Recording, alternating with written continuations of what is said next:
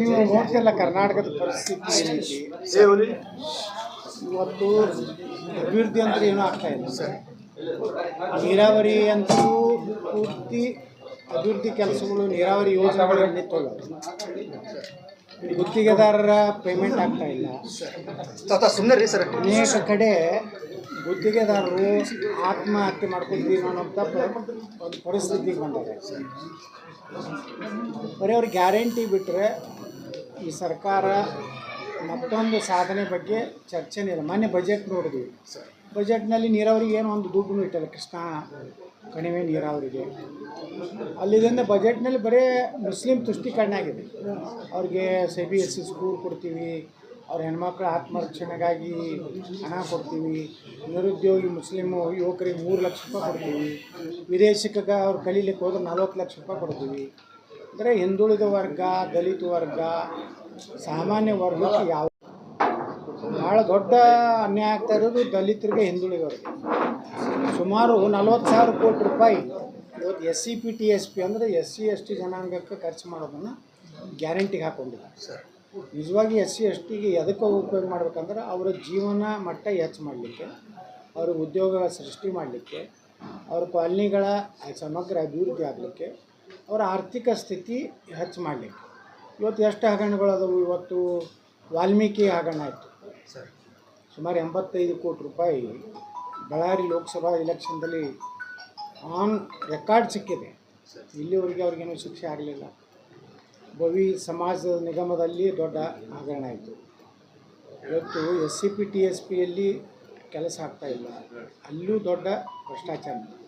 ಇದರಿಂದ ಸಿದ್ದರಾಮಯ್ಯನವ್ರ ಸರ್ಕಾರ ಕೇವಲ ಮುಸ್ಲಿಮರ ತುಷ್ಟೀಕರಣ ಬಿಟ್ಟರೆ ಯಾವ ಕೆಲಸನೂ ಕರ್ನಾಟಕದಲ್ಲಿ ಆಗ್ತಾಯಿಲ್ಲ. ಅವ್ರಿಗೆ ಕೇಳಿದ್ರೆ 1,000 ಕೋಟಿ ರೂಪಾಯಿ ಕೊಡ್ತೀನಿ, 10,000 ಕೋಟಿ ಕೊಡ್ತೀನಿ ಅಂತ ಹೇಳ್ತಾರೆ. ಉಳಿ ಜನಾಂಗದವ್ರು ಕೇಳಿದ್ರೆ ದುಡ್ಡಿಲ್ಲ ಅನ್ನೋಂಥ ಸ್ಥಿತಿ ಅದೇನಿದೆ. ಇದೊಂದು ಅರಾಜಕತೆ ರಾಜ್ಯದಲ್ಲಿ ಮೂಡಿದೆ.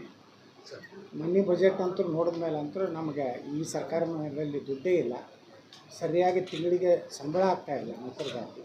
ಮತ್ತು ಇನ್ನೊಂದು ಭಾಳ ದೊಡ್ಡ ಸಮಸ್ಯೆ ಈ ರಾಜ್ಯದಲ್ಲಿ ಯುವಕರದೇನೆಂದರೆ ಸುಮಾರು 2,88,000 ಸರ್ಕಾರಿ ಹುದ್ದೆಗಳು ಖಾಲಿ ಅದಾವೆ ಸರ್. ಅದನ್ನು ತುಂಬುವಂಥ ಯಾವುದೇ ಪ್ರಕ್ರಿಯೆ ನಡೆದಿಲ್ಲ. KPSCಯಲ್ಲಿ ಅಲ್ಲಿ ಭ್ರಷ್ಟಾಚಾರ ತಾಂಡವಾಡಿ ಇವತ್ತು ಮೆರಿಟ್ ಮಕ್ಕಳಿಗೆ ಅವ್ರಿಗೆ ಏನು ಮೀಸಲಾತಿ ಇವತ್ತು ಅದು ಒಳ ಮೀಸಲಾತಿ ಅದನ್ನು ಗೊಂದಲದಾಗಿದೆ. ಅದನ್ನು ಯಾವ ಸಮುದಾಯದವರು ಒಪ್ಕೋತಾ ಇಲ್ಲ. ಇವತ್ತು ಇವನ ಛಲವಾದಿ ಸಮಾಜ ಹೋರಾಟ ಮಾಡ್ತಾಯಿದೆ. ಈ ಕಡೆ ಉಳಿದ ಸಮಾಜಗಳು ಏನದ, ನಮ್ಮ ಭೋವಿ ಸಮಾಜ, ಆಮೇಲೆ ಬಂಜಾರ ಸಮಾಜ, ಭಜಂತ್ರಿ ಸಮಾಜ, ಇವ್ರಿಗೂ ಸರಿಯಾಗಿ ಆ ಸಭಾದವ್ರು ಭಾಳ ದೊಡ್ಡ ಒಂದು ಪ್ರತಿಭಟನೆಯನ್ನು ಬೆಂಗಳೂರಿನಲ್ಲಿ ಮಾಡಿ, ಅಂದ್ರೆ ಅಲ್ಲೂ ಮೋಸ ಮಾಡ್ಯಾರ ನಮ್ಮ ಇದನ್ನು ಮೀಸಲಾತಿ ಹೋಗೋಣ ಅಂತ. ಅಲ್ಲೂ ಇವತ್ತು ಒಂದು ರೀತಿ ಅಸಮಾಧಾನ ಇದೆ. ಮತ್ತು 2 ಲಕ್ಷ ಕುಟುಂಬಗಳು ಕರ್ನಾಟಕದಲ್ಲಿ ಉದ್ಯೋಗ ಸಿಗ್ತದೆ. ಅವ್ರಿಗೆ ನಿಮ್ಮ BPL ಕಾರ್ಡ್ ಬೇಕಾಗಿಲ್ಲ, ಏನೂ ಇಲ್ಲ, ಸರ್ಕಾರಿ ನೌಕರಿ ಸಿಕ್ತಂದರೆ ಆರಾಮಾಗಿ ಒಬ್ಬ ಮಗ ಸರ್ಕಾರಿ ಹುದ್ದೆದಾಗ ಬಂದಂದರೆ ಇಡೀ ಆ ಕುಟುಂಬ ನಡ್ಸ್ಕೊಂಡು ಹೋಗುವಂಥ ಶಕ್ತಿ ಬರ್ತದೆ. ನೀವು ಬರೀ ಗ್ಯಾರಂಟಿಗಳಿಂದಲೇ ಉದ್ಧಾರಂತೂ ಮಾಡಲಿಕ್ಕಾಗೋದಿಲ್ಲ. ನೀವು ಉದ್ಯೋಗನ ಕರೆದು ಸರ್ಕಾರಿ ಹುದ್ದೆ ಕೊಟ್ಟರೆ ಅಷ್ಟು ಕುಟುಂಬಗಳು ಬಡತನ ರೇಖೆಯಿಂದ ಮೇಲೆ ಬರ್ತವೆ. ಈ ರೀತಿ ಕರ್ನಾಟಕದಲ್ಲಿ ಒಂದು ಕಡೆ ಯುವಜನಾಂಗ ನೇಮಕಾತಿ ಆಗ್ತಾಯಿಲ್ಲ, ಅವ್ರದ್ದು ಒಂದು ದೊಡ್ಡ ಸಂಘರ್ಷ ಹೋರಾಟ ಮಾಡ್ತಾಯಿದ್ದಾರೆ. ಅವ್ರಿಗೆಲ್ಲ ಪೊಲೀಸರು ಬೆದರಿಸಿ ಅವ್ರಿಗೆ 10 ಲಕ್ಷ ರೂಪಾಯಿ ಬಾಂಡ್ ಕೊಡಬೇಕು, ನೀವು ಹೋರಾಟ ಮಾಡ್ತೀನಿ, ಹಿಂಗೆಲ್ಲ ಆ ಏನು ನಿರುದ್ಯೋಗ ಯುವಕರ ಒಂದು ಸಂಘಕ್ಕೆ ಬೆದರಿಕೆ ಹಾಕಿ ಈ ರೀತಿ ಪರಿಸ್ಥಿತಿ ಇರೋದ್ರಿಂದ ಕರ್ನಾಟಕದಲ್ಲಿ ಸಂಪೂರ್ಣವಾಗಿ ಅಭಿವೃದ್ಧಿ ಸ್ಥಗಿತ ಆಗಿದೆ. ಮತ್ತು ಇವರ ಆಂತರಿಕ ಜಗಳ, ಸಿದ್ದರಾಮಯ್ಯನವ್ರು ಮುಂದುವರಿಬೇಕು, DK ಶಿವಕುಮಾರ್ ಆಗಬೇಕು ಅನ್ನೋದಕ್ಕೂ ಯಾವುದೇ ರೀತಿ ಒಂದು ಅಂತ್ಯ ಇಲ್ಲ. ಮೊನ್ನೆ ವಿಧಾನಸಭೆಯಲ್ಲಿ ಕೊನೆಯ ದಿವಸ ಈ ಫೋಟೋ ಸೆಷನ್ ಮಾಡಿದ್ರು MLAಗಳು. ಯಾವಾಗಲೂ ವಿಧಾನಸಭೆ ಲೋಕಸಭೆಯ ಸಂದರ್ಭದಾಗ ಕೊನೆಯ ಅಧಿವೇಶನ ಅಂದರೆ 5 ವರ್ಷದ ಕೊನೆಯ ಅಧಿವೇಶನ ಇರ್ತದಲ್ಲ, ನಾವು ಚುನಾವಣೆಗೆ ಹೋಗೋಕ್ಕಿಂತ ಮುಂಚೆ ಕೊನೆಯ ಅಧಿವೇಶನ ಏನಾಗ್ತದೆ ಅವತ್ತು ಇಡೀ ಶಾಸಕರು, ಮುಖ್ಯಮಂತ್ರಿ ಎಲ್ಲರೂ ಕೂಡ ಫೋಟೋ ತಗೊಳ್ಳೋಂಥ ಒಂದು ಫೋಟೋ ಸೆಷನ್ ಆಗ್ತದೆ. ಮೊನ್ನೆ ಫೋಟೋ ಸೆಷನ್ ಮಾಡಿದ್ರು. ಏನಿದ್ರ ಅರ್ಥ ಅಂದರೆ ಸಿದ್ದರಾಮಯ್ಯನವರು ಹೋಗ್ತಾ ಇದ್ದರು, ಅವ್ರನ್ನ ಮುಖ್ಯಮಂತ್ರಿ ಹುದ್ದೆಯಿಂದ ಇಳಿಸ್ಲಾಕತ್ತಾರೋ ಏನೋ ಅನ್ನೋಂಥದ್ದು ಸಂಶಯ ಮೂಡುವ ರೀತಿಯಲ್ಲಿ ಈ ರಾಜ್ಯದ ಒಂದು ಆಡಳಿತ ನಡೆದ್ರಿಂದ ಇವತ್ತು ಮುಖ್ಯಮಂತ್ರಿ ಬದಲಾವಣೆ ಆಗ್ತದೆ ಅನ್ನೋಂಥ ಒಂದು ಗುಲ್ ಏನಿದೆ, ಇದರಿಂದ ಸರ್ಕಾರಿ ಅಧಿಕಾರಿಗಳು ಕೆಲಸ ಮಾಡುವಂಥ ಇಂಟ್ರೆಸ್ಟ್ ಇಲ್ಲ ಅವರಿಗೆ. ನೋಡೋಣಪ್ಪ ಮುಂದೆ ಯಾರು ಮುಖ್ಯಮಂತ್ರಿ ಆಗ್ತಾರೆ ನೋಡೋಣ ಅಲ್ಲೆಲ್ಲ ಬೆಂಗಳೂರು ವಿಧಾನಸಭಾದಾಗ ಮಾತಾಡ್ತಿದ್ರು ಕಾಂಗ್ರೆಸ್ ಶಾಸಕರು ಮೇ 9ಕ್ಕೆ ಡಿ ಕೆ ಶಿವಕುಮಾರ್ ಮುಖ್ಯಮಂತ್ರಿ ಆಗ್ತಾರೆ, ಸಿದ್ದರಾಮಯ್ಯ ನಾವು ಏಪ್ರಿಲ್ 15ಕ್ಕೆ ಎರಡೂ ಬೈ ಎಲೆಕ್ಷನ್ ಆದಮೇಲೆ ತೆಗೆದು ಬಿಡ್ತೀವಿ ಅಂತ. ಈ ರೀತಿ ಒಂದು ರೀತಿ ಕರ್ನಾಟಕದಲ್ಲಿ ಅಸ್ಥಿರತೆ ಕಾಣೋದ್ರಿಂದ ಯಾರೂ ಅಧಿಕಾರಿಗಳು ಇರಬೇಕು ಅನ್ಸುತ್ತಾ ಇಲ್ಲ. ಮತ್ತು ಅಧಿಕಾರಿಗಳಿಗೆ ಎಷ್ಟು ಬೇಸರಾಗಿದೆ, ಭ್ರಷ್ಟಾಚಾರ ಅಂತೂ ಎಷ್ಟು ತುಳುಕ್ಲಾಕತ್ತವೆ.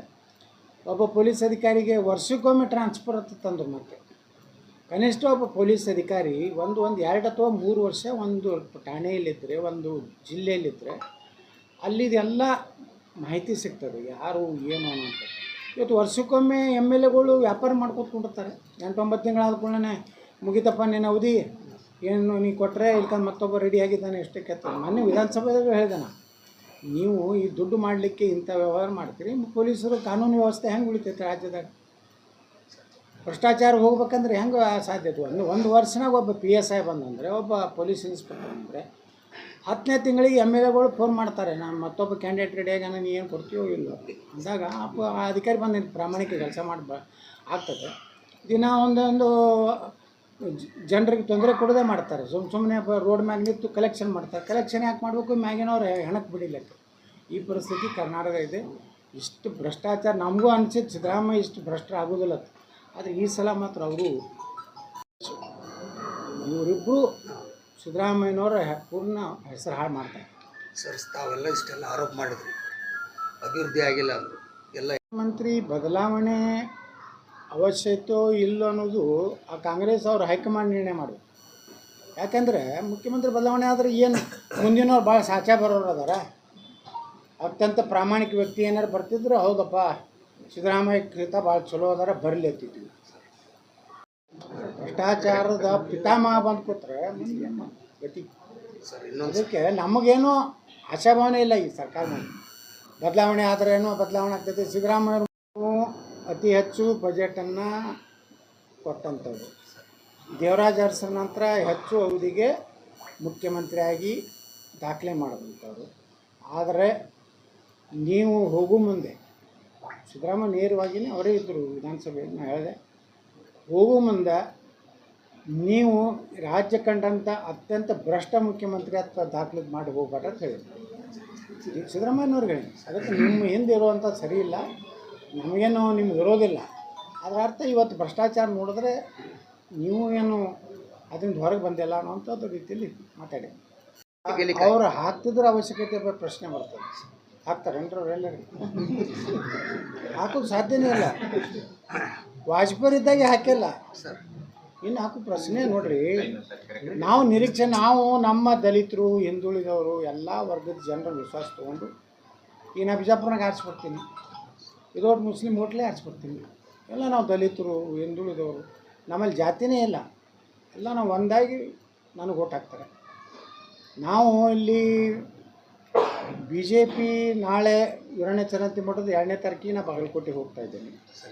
ನಾನು ವೀರಣ್ಣ ಚರಂತಿ ಮಠದ್ದು ಭಾರತೀಯ ಜನತಾ ಪಾರ್ಟಿ ಪ್ರಚಾರಕ್ಕೆ ಹೋಗ್ತಾ ಇದ್ದೀನಿ, ವಿಜಯೇಂದ್ರನ ಪ್ರಚಾರಕ್ಕಲ್ಲ. ಭಾರತೀಯ ಜನತಾ ಪಾರ್ಟಿ ಪ್ರಚಾರಕ್ಕೆ ಹೋಗ್ತಾ ಇದ್ದೀನಿ, ನರೇಂದ್ರ ಮೋದಿಯವ್ರ ಪರವಾಗಿ ಹೋಗ್ತಾ ಇದ್ದೀನಿ, ವೀರಣ್ಣ ಚರಂತಿ ಮಠ ಸಲ ಹೋಗ್ತಾ ಇದ್ದೀನಿ. ಅದು ಮುಂದೆ ನೋಡೋಣ, ಎಲ್ಲ ಮುಗಿಲಿ. ದಾವಣಗೆರೆ ಏನೋ ನಾನು ವಿಚಾರ ಮಾಡಿಲ್ಲ, ಬಾಗಲಕೋಟೆ ಹೋಗೋದು ನಿರ್ಣಯ ಮಾಡಿದ್ದೀನಿ. ದಾವಣಗೆರೆಯಲ್ಲಿ ಏನೇನು ಇತ್ತು ನನಗೇನೋ ಗೊತ್ತಿಲ್ಲ. ಸರ್, ಯಡಿಯೂರಪ್ಪನವರು ಗ್ರೀನ್ ಸಿಗ್ನಲ್ ಕೊಟ್ಟಿದ್ದಾರಂತೆ. ಇವ್ರು ಯಾರು ಇಬ್ಬರು ಗ್ರೀನ್ ಸಿಗ್ನಲ್ ನನಗೆ ಬೇಕಾಗಿಲ್ಲ. ನನಗೆ ಜನ ಮತ್ತು ಹಿಂದೂಗಳ ಗ್ರೀನ್ ಸಿಗ್ನಲ್ ಕೊಟ್ಟರೆ ಸಾಕು. ಅವ್ರ ದೂಡ ಇರ್ತೀನಿ ನಾ, ಯಾರ ದೂಡ ಒಬ್ಬ ಲೀಡರ್ ಇರುತ್ತೆ ಬುಡಕರ ಇರೋ.